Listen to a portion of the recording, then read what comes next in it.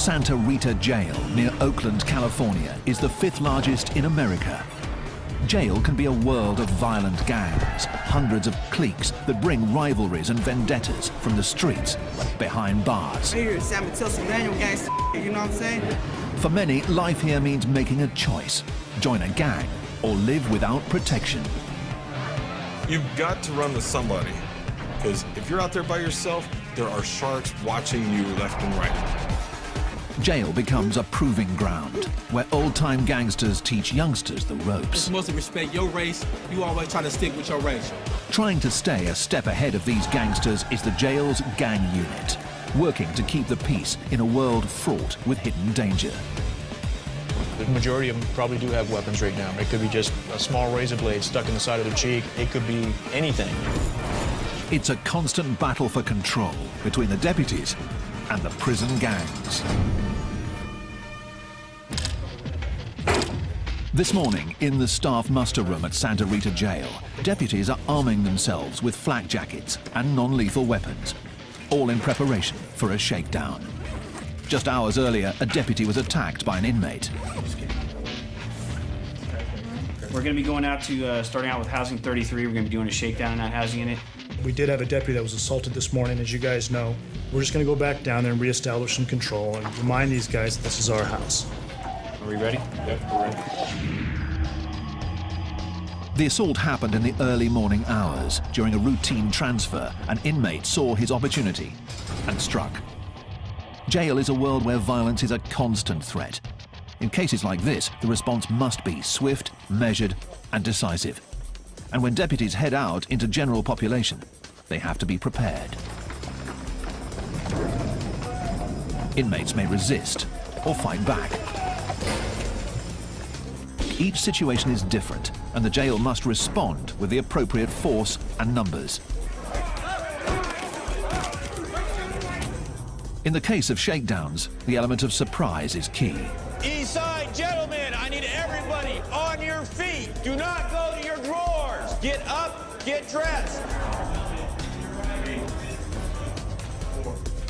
Searches like these are a fixture of life here at Santa Rita Jail. But when a deputy is attacked, everything becomes more intense, and even the slightest show of defiance can get an inmate handcuffed. Turn around, put your hands behind your back. Stop. Let's go. The deputies search every cell and turn over every bunk. Their aim is to find contraband, like weapons, drugs, and alcohol. Already the search is getting results. They uncover dozens of containers of homemade alcohol called Pruno. Throw some sugar in there and apple juice, and then just tighten it up, and it just starts fermenting. It's the catalyst for a lot of fights. People start drinking, and they get that liquid courage, and then a lot of fights break out. We do this on a routine basis. However, if you're going to be that housing unit that today you're going to threaten our staff, well, we move you to the top of the list. And today, they threaten our staff. Based on an assault that took place this morning, we move them to the top of the list. More than 150 inmates will be searched today, yielding gallons of alcohol. But the fight for control here is never ending, driven by one simple fact: this is the 5th largest jail in America.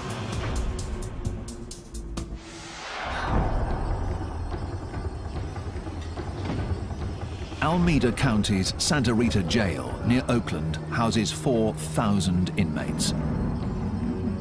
18 housing units stretch the length of the sprawling facility, a full half-mile from end to end.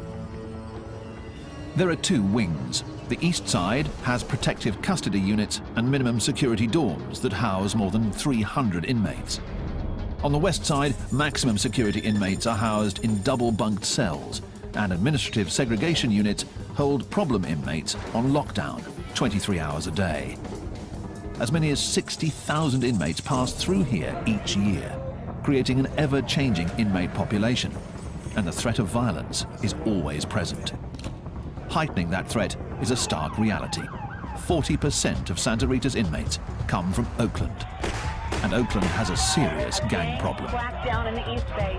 A barrage of bullets. Another deadly shooting in Oakland. We got the 9. The gangs here have contributed to a violent stretch in Oakland. More than 100 murders 4 years running, and over 22,000 violent crimes. It all adds up to a steady stream of fresh arrests, headed straight to Santa Rita. Cuatrocientos 13, Eastside Sound, Shark Line. The streets of Oakland set the tone here, and roughly half of the inmates have gang affiliations and often bring vendettas and rivalries with them from the street.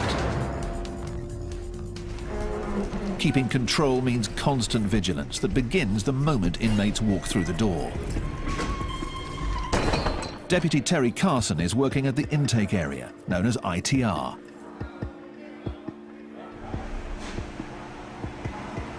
Have you been charged with any assaults on the police? No. Been charged with any assaults on other inmates? No. Carson interviews inmates to determine their criminal past, what sort of crime they're charged with, and what threat they might pose to other inmates. The information is used to classify inmates, and here in Santa Rita Jail, they are color-coded accordingly. Inmates given blue jumpsuits are considered medium security, posing a low threat. Yellow is given to those with heavy charges or a history of violence behind bars. Terrorist threats? Okay. Each one of these represents the year that you did in prison? Red means an inmate is headed to protective custody or administrative segregation. You remember what the case was at Central State Prison? Yeah. What was it? Barry, domestic assault, attempted murder. And when you were in San Quentin, how many points did you have? I made level 4. You made level 4. It is classification born out of necessity, an attempt to keep the peace. It's that big wall 3 homeboy that you knew. Barrio Pobre, Sureños, 831, Costa Central. With so many gang members at Santa Rita, making sure rivals are separated is key. You see somebody that's opposite, say Sereno or Norteño, opposite of you. If you're Sereno, you better get off on that Norteño. That's all there is to it. That's the politics. And if you don't, we're going to do something to you. But new tensions between gangs can heat up at any minute. So the jail has created a special unit to track the ever-changing gang world. Terry Carson is part of the team, and so is Mark Schlegel. Together they make up the Gang Classification Unit, and their office wall is lined with one of the keys to understanding the gang world: coded artwork. You have a Kumi 415 over here. This is the Hells Angels. West Oakland. Oh, you got X4 Norte. Hidden in the drawings are important clues of affiliation, of rivalries, and of potential conflict. It's all part of a story that translates to the history written on the inmates themselves: tattoos. When these guys come across the counter, you'll see the same type of artwork on their skin. So they tell me a story. 14th letter of the alphabet, which is N, which stands for Norte. You'll also see 14 on white supremacist guys, but that means totally different. These guys don't put this stuff on a piece of paper or on their bodies without a reason or a story behind it. Decoding the story may be vital to keeping the peace here behind bars, but the gang unit serves an even greater purpose. They are building a record of each gang member, one that will follow them to prison or back out onto the streets. It's valuable intelligence that gets shared with corrections and police alike. But the challenge for the gang unit is daunting. There are hundreds of cliques and gangs in California, and on any given day, behind the walls of Santa Rita, many of them are represented. You got Border Brothers, you got everybody, Paisas, blacks, whites. If enemies are housed together, violence will follow. And right now, in Maximum Housing Unit 6, is a graphic reminder of that reality. Crime scene cleanup is already here, removing the remnants of a violent fight that started just hours earlier. Yeah, we had just opened the doors for dinner feeding. An inmate ran down here from cell 14, entered the cell, attacked the other inmate, had a razor blade attached to a short piece of plastic, tried to slice him on the facial area. The injured inmates have been taken to medical, where the attacker may face charges for assault. It's still unclear whether the fight was gang-related.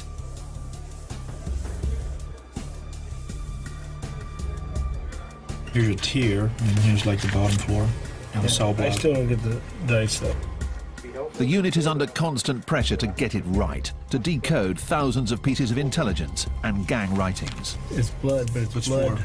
Four drops of blood. Yeah, but it's a 1 and a 3. Yeah. So that's... Could be Sereno. Could be read into anyway. The challenge: identify the new rivals and separate them before things get violent. Santa Rita Jail near Oakland in California is the 5th largest in America. It's populated by some of California's most violent street gangs. Here, managing 4,000 inmates is all about establishing control. It's 3 a.m. on Friday night, and C-Team is working its overnight shift. Roughly 60 arrests have come in tonight to be printed, tagged, and processed. Let's go. We're going to search you right here. Shoes and socks on this side of the blue line. My side of the blue line. Shoes and socks. Late in the shift, Deputy John White and the rest of the team are still on alert in an area where anything can happen. Let's go. Hands out in front of you.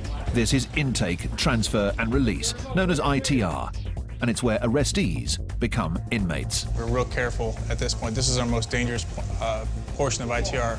We found anything from narcotics, knives, guns. We found everything in these cells after they leave them. The mood is always tense, but tonight has gone smoothly. But as every deputy knows, the later it gets, the greater the chance for trouble.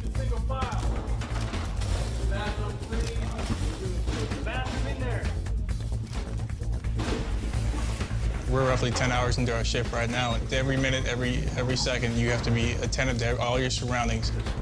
Around the corner in the pat-down area, that vigilance pays off when an inmate makes a move at a deputy.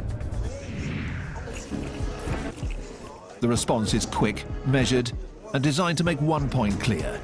This is jail. We have to set the tone because they come across and they're not fully acclimated to being in custody. They don't realize they are not in control anymore. This is an individual that came across, he's intoxicated. He came across, we attempted to search him, he became combative. So for our safety and for his safety, we went ahead and we restrained him, brought him back to the back. It happens every night. Don't kick me, dude. The alcohol does funny things to people, and unfortunately, this is where they usually end up. This inmate will sober up in a back tank of ITR. By night, it's a quiet corner for problem inmates. But in the morning, the mood changes radically as ITR transforms into the bustling hub of the jail.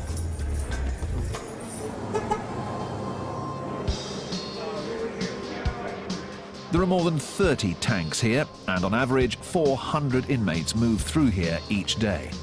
On busy days, that number goes as high as 600. Every inmate on their way to and from court, headed off to prison, being processed or released, comes through these halls. Gentlemen, make room. We'll be leaving shortly. Control is key here, but can prove difficult in an area where the deputies are outnumbered. You've got, anywhere from 8 to 12 people on a shift working down here, but at any given time, you could be working with up to 300 inmates. It's 1:50. That means it's the last bus before count goes up. So let's get it done. Noise check it. With so many inmates to keep track of, on busy days the system backs up. That can create tension, especially in the larger tanks, known as the bullpen. Typically there are less than 20 detainees in here. When deputies fall behind, that number rises, and the bullpen heats up. On a hot day in the middle of July, you open the door and it's literally like a sauna hits you in the face. You can feel the moisture in the air. It's kind of like when you open up your oven at home after you've cooked something. I mean, the more bodies that are in the tanks, obviously, the hotter it gets in there, the more talking going on, and tempers tend to kind of flare sometimes. It's all concrete, and you just sit in there, it get hot, the vents stop blowing hot air, it's stanking, people farting and complaining, and next thing you know, somebody say something, and there it go, boom. It's like fire to gasoline. That's all it takes, you feel me? Open holding tanks are used at jails across the country. With a mixture of inmates all on edge, the atmosphere is tense and flare-ups are imminent. Away from the deputy's view, fights can break out at any moment and escalate as other inmates within the tanks become involved. Stand by, gentlemen. I'll be right back. The ever-present threat of fights keeps the pressure on the ITR staff. Inmates can't avoid the bullpen, so it's vital that the deputies get them out or back to the cell houses fast.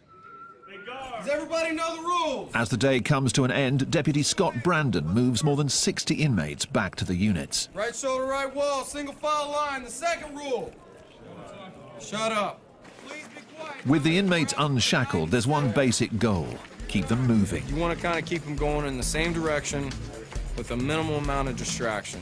So if you can get them moving all in the same direction that looks like somewhat of a straight line, then to me you're doing your job and you're getting it done. Because the whole goal is not to get into a fight with everybody you see. It can't run like that. And the long and short of it is these aren't children, these are grown men. So they're gonna act the way they're gonna act.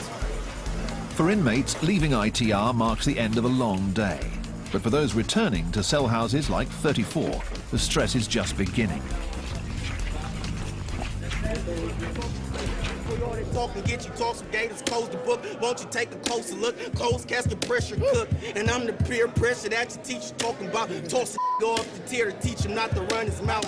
And I'ma run with it. There are 328 inmates here, the maximum allowed, and just 2 deputies overseeing them all.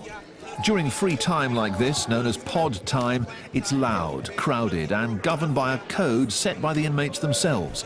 Inmates like Chris Card. It's mostly respect your race. You always try to stick with your race, you know what I mean? In this particular pile, we got the black hole where we sitting at. From this bunk on down, we try to keep it all African Americans. And toward the middle, the other diversities, they break up into different sects, you know what I mean? It's a separation that is stark and visible throughout the cell house, a racially divided world that inmates believe promotes the peace. Yet the racial divide here hides a more deep-seated separation.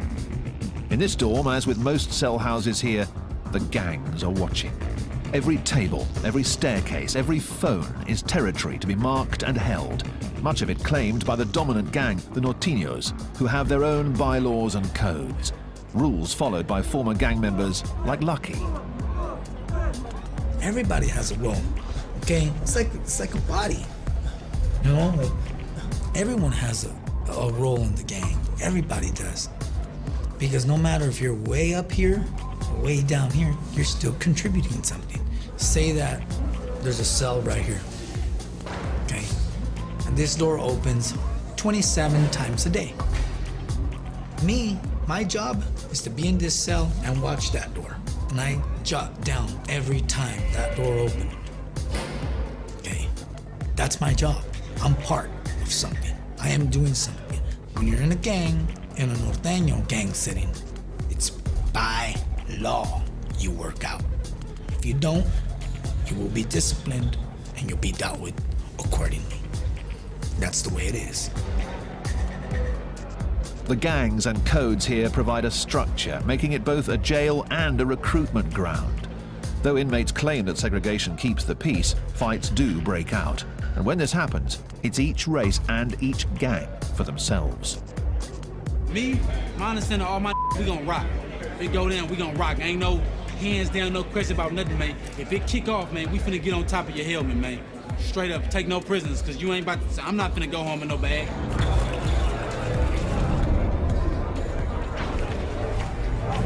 Lock down, fellas. Let's go, fellas, lock down! After 3 hours, pod time comes to an end and the inmates head back to their cells. The deputies walk through each of the tanks, where 36 men are double bunked behind mesh for the night. They confirm that all are present and accounted for and perform a final spot check for any contraband. In dorms like 34, the numbers are heavily in favor of the inmates. So for them, lockdown means the night is just beginning and it's time for a cell house party, a feast of food purchased from the jail, complete with homemade alcohol. We can't let the police see this right here, man. This right here, man, knock you on your Tonight we making gumbo, oysters, chicken, tuna, rice. We all put it in, you know what I mean? We eat like kings in here. The city of Oakland, California, has one of America's highest crime rates, with more than 100 murders in each of the past 3 years. Police are investigating Oakland's third murder of the weekend. 40% of Santa Rita's inmates come from Oakland, and many of them are in gangs. It's the first stop for the accused on their way to trial. But with thousands of repeat offenders coming through the door each year, it also serves another purpose. Santa Rita is like a training ground for prison. On the jail's east end, Dorm 34 is heading outside for a weekday ritual. Yard call. All 328 inmates are out together, and while it may seem like a time for recreation and games, there's much more going on. than meets the eye. From the guard tower above, deputies Mark Schlegel and Terry Carson of the Gang Classification Unit look on. Being able to sit up here and watch people work out in the yard, you can see if there's tensions going on, who's got some authority, and who the bodyguards are. As you look down here, you can see that all our Northern Hispanics are down here at the end of the yard doing their workout program. Push-ups and all the different types of exercises they got going on, and then talking about business at the same time. And they're positioned in certain places to keep an eye out of what's going on, you know. If you look down there, you see a guy, he's all by himself, standing by them pull-up bars right down there. See how he's standing there with his back to them guys working out? He's standing guard. The yard is all about territory, different gangs carving up their own sections, their own turf. Norteños control the handball courts, black gangs rule the basketball court, and other Latinos on the volleyball court. The yard has a strict set of rules set by group leaders. What you have is you have every faction out there. You have Black, BGF, Blood, Crip. You got the Northerners and the Southerners. You got whites. I don't want to deal with nobody else, no other race. They're not going to get in my way. You're not going to step on my game. You know, that's it. You stay on your side of the grounds. I stay on mine. You cross my ground, it's over. You know, I will kick the yard off. I don't care. The rigid structure can be seen almost everywhere. And in a jail dominated by gangs, going it alone seems a difficult option. You've got to run with somebody, okay? Because sooner or later, you're gonna get caught up in a situation where who are you gonna turn to? Yourself, you know? Because if you're out there by yourself, there are sharks watching you left and right. They're gonna come try to use you. They're gonna come try something to get over on you. That's how it works. And these guys, I would say a good majority of them probably do have weapons right now. It could be just a small razor blade stuck in the side of their cheek, or it could be, you know, a toothbrush that's sharpened down in their sock. It could be anything. The threat of violence is just one part of life on the yard.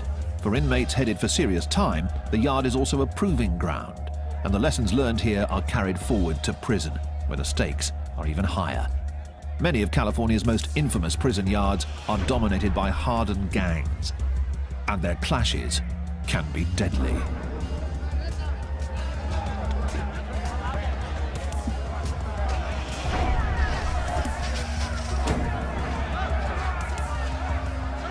Even in this seemingly chaotic environment, the rules of engagement are strict and clear. Whoever's having the issues against each other, their channel or their shot caller will come and let you know, hey, back the up for a while, we're going to go get off.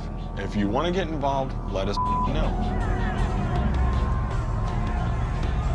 You have to know who's who over or who's helping who out to know when it's going to jump off. But you can pretty much tell. I mean, you'll see it. You'll see the grouping up. You'll see everybody getting in position, and then next you know, it's mayhem. This riot at California's Pelican Bay prison probably started after tensions built between rival gangs. The conflict lasted for more than half an hour as corrections officers tried to regain control. In the end, more than 20 inmates were injured. The threat is always there. You could walk past some guy and look at him just like, you know, the sun be in your eyes, and you look at him with your eyes like, you know, and then he'll run up on you. What the hell are you looking at? Nothing. Oh, I'm not nothing. See, and it could go just a domino effect of, you know, you're just saying the wrong things. The constant threat of violence has created a surprising shift. Gang members behind bars are turning their backs on gangster life. They're called dropouts, and they make up more than half of the inmates in protective custody here at Santa Rita. And Brian Curlis is one of them. Leaving gang life behind is no easy task. Curlis is in on a parole violation and is waiting for his sentence, which could mean a return to prison.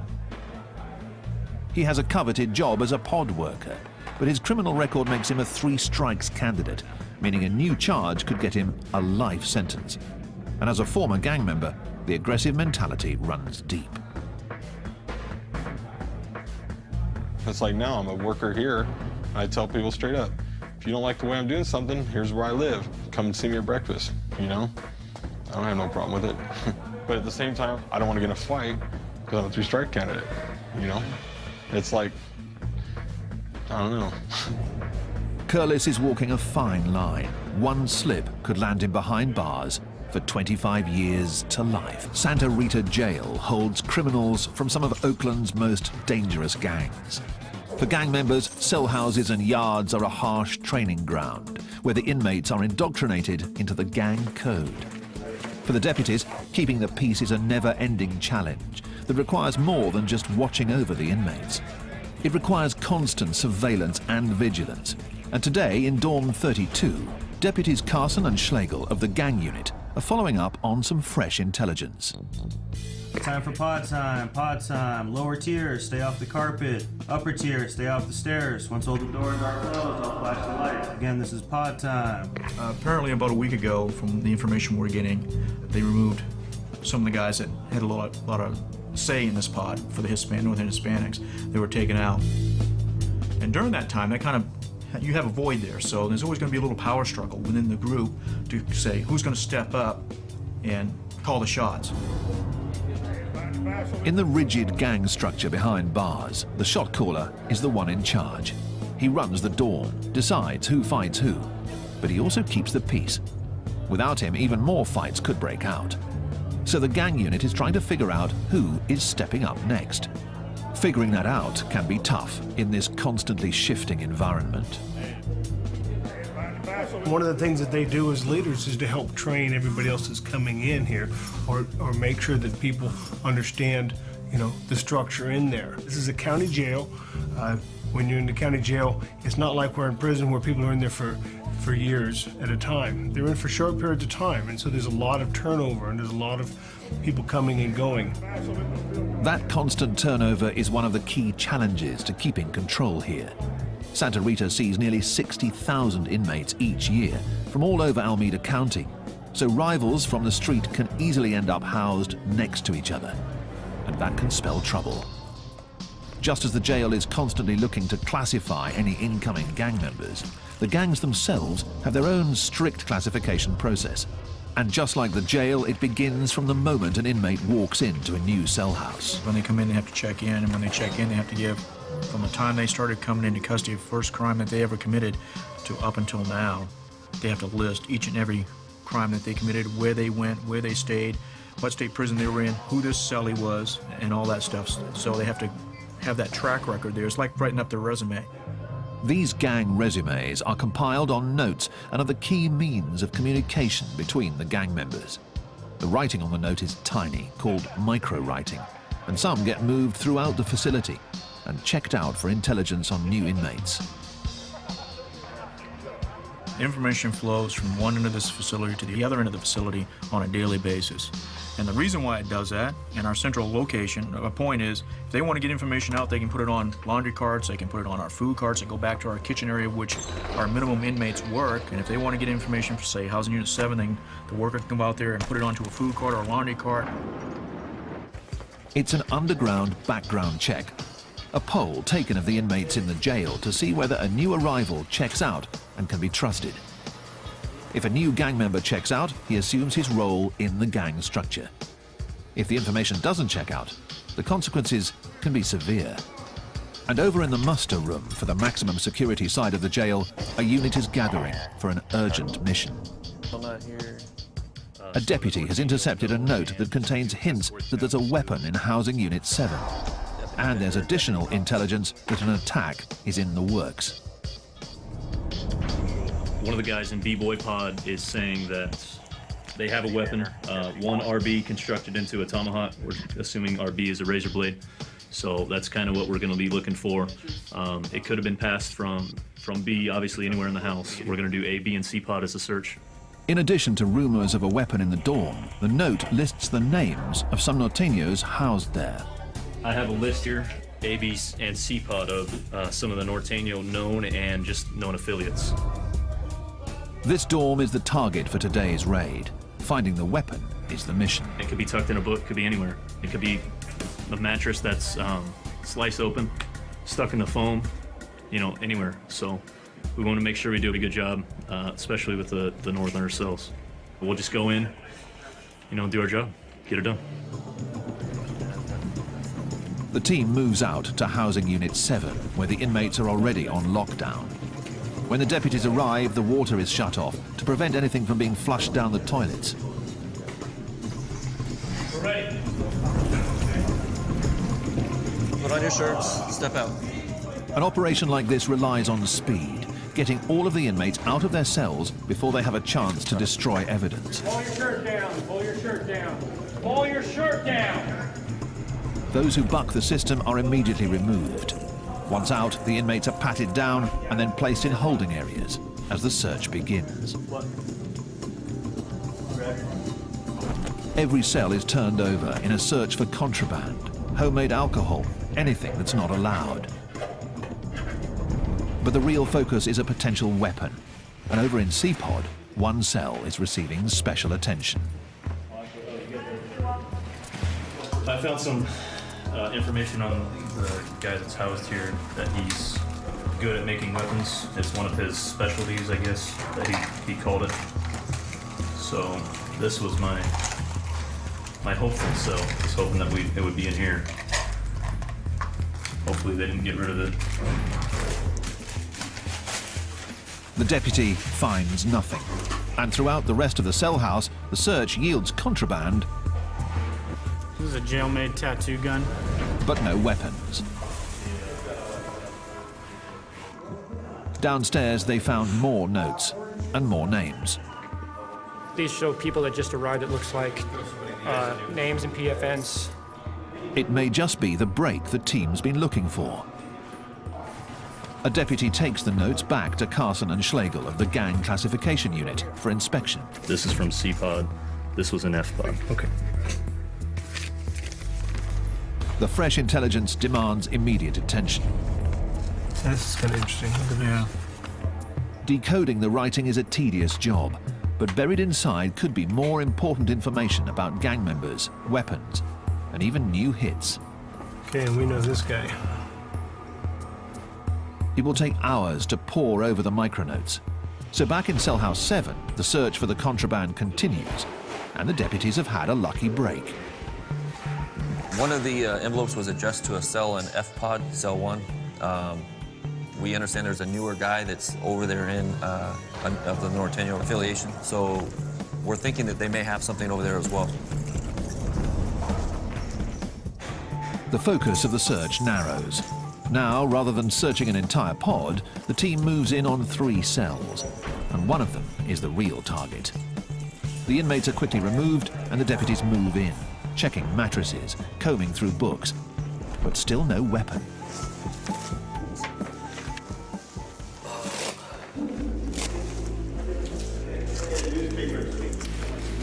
Out in the common space, a deputy spots something wedged under the television.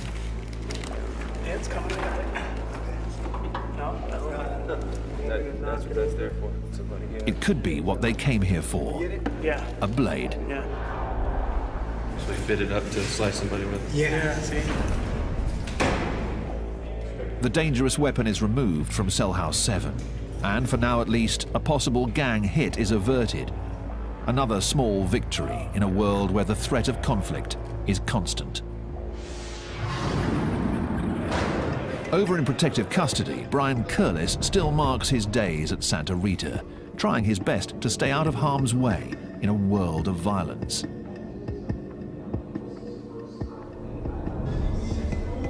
Curlis is on a parole violation, but has turned his back on gang life. It's a decision that makes him a constant target, even here in protective custody. I don't think you're any safer here than you are on the main line. At any time, anything you do, you sit at the wrong table, you use the wrong shower, it could get you hurt. Gang members despise dropouts. They are traitors of the highest order. That makes them targets wherever they go, especially behind bars, where gangs set the unofficial rules. While gang initiation is often violent, getting kicked out is even worse. It's called a removal, a quick but violent act where a gang member slices another in the face with a weapon. The slice leaves a permanent mark and lets other gang members know that the target is a dropout, what they call no good. I've seen people get their face sliced open, half their ear knocked off, all the way across. To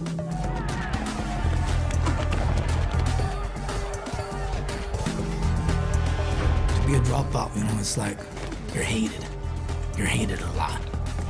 People literally 100% want to kill you. By being placed in protective custody, the dropouts are already marked by the red jumpsuits they wear. So far, Curlis hasn't been attacked, but anything's possible in jail. It's something you got to deal with, you know? As you get older, you get wiser. If somebody starts assaulting me, I'm going to fight back. You know, I'm going to defend myself to the fullest.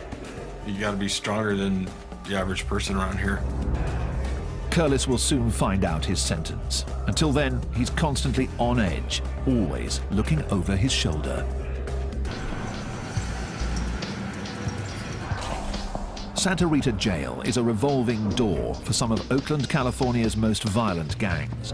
An estimated 30,000 people with gang affiliations come through here each year, and deputies are always on their guard, always looking out for conflict. In intake, transfer and release, the day is just getting underway. A dozen deputies start their daily routine, moving 200 bodies through these halls.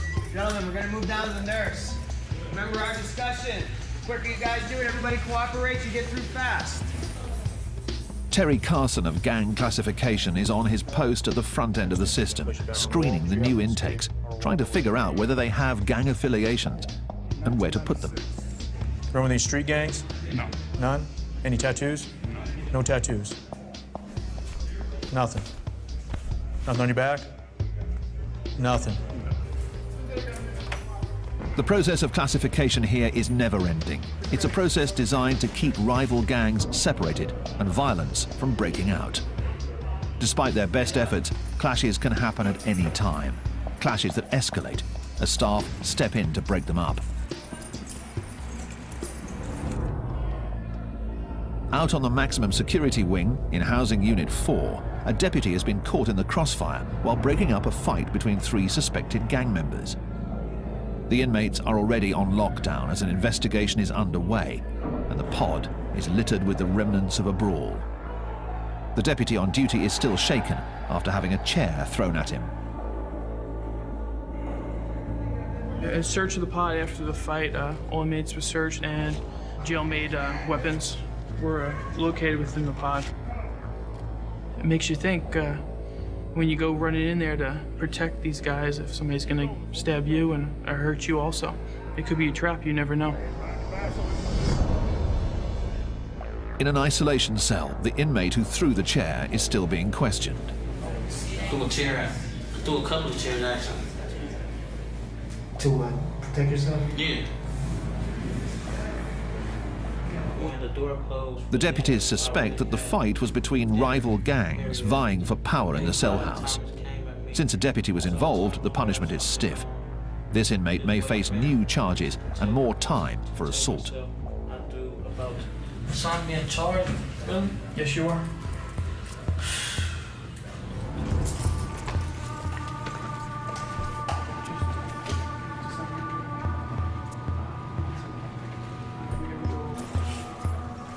New charges are something that every inmate dreads. They can mean more time behind bars.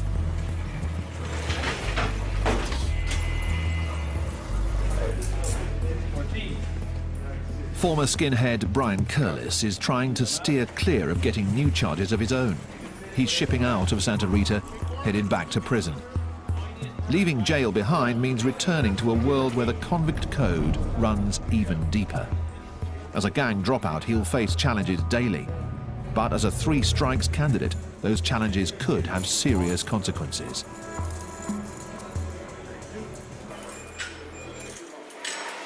I have too much violence on my jacket to where if I even slap somebody in prison for mouthing off at me, I could do life, you know, but I'm a dropout right now. I've gotten out of it because what am I gonna do? I look back sometimes and I think to myself, man, I've screwed up. Never mind, hold on. I screwed my kids up going through this, and it's just crazy. you know? So.